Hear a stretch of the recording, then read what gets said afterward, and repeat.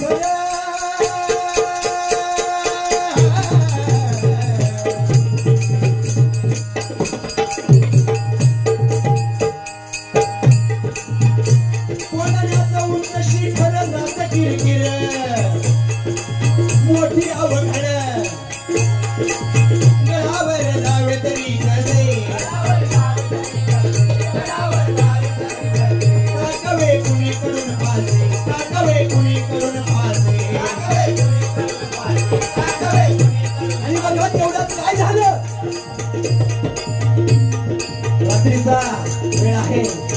वंजाव गडावरती फिरवायचं कसं? अरे बरं माझ्या मालुसरेंनी बेटाने दोन घोरपडी घेऊन गेले होते. त्या घोरपडीचं नाव काय होतं? त्या घोरपडीचं नाव होतं यशवंती.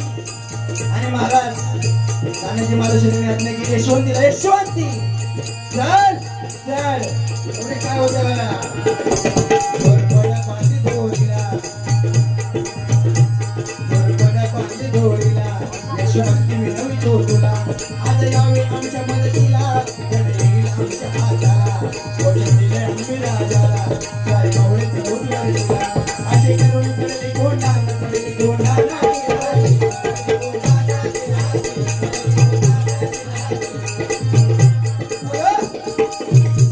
कोंढाणा चढून वरती गेले.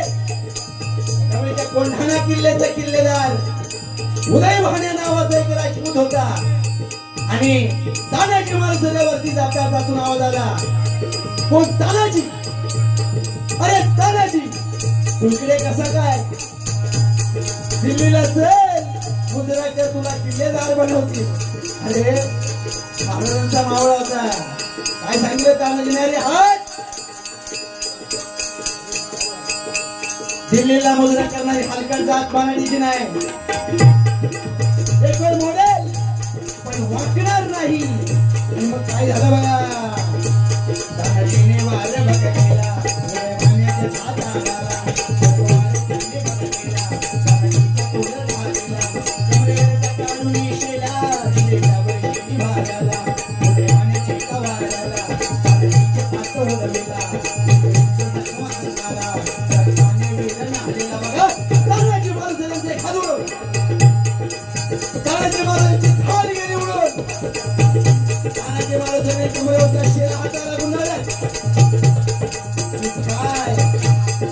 हे दृश्य पाहिलं आमच्या शेलार मामानी. 80 वर्षाचे शेलार मामा आपला भारता मराठा रक्ताच्या थारोळ्यामध्ये पडलाय. 80 वर्षाचे शेलार मामानी आणि शेलार मामाचे उदय भाण्याच्या अंगावरती धावून गेले. मग काय झालं? मामाने मारलं उकळाला, सांगितलं होतं तलवारीला. हाती वैरा मामाला जलेला, आणि खोटं नेलेला. उवाचिरला उदय भाण्याला, उदय भाण्याला